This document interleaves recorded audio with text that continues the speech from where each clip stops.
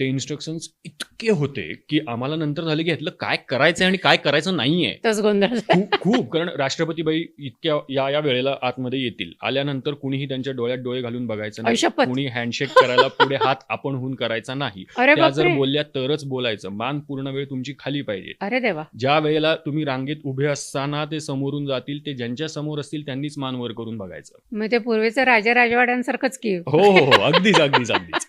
आणि हे सगळं झाल्यानंतर मग आम्ही त्यांना सिक्युरिटीला सांगत होतो की आम्हाला एक आम्ही ते गिफ्ट पॅक केली ना आमची सीडी की जे आम्हाला प्रकाशन करायचं, ते करायचं नाही तसं उघडून दाखवा आधी. उघडून दाखवा.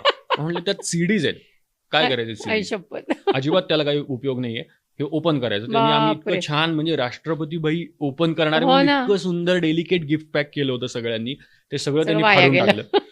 रसिक मोहिनी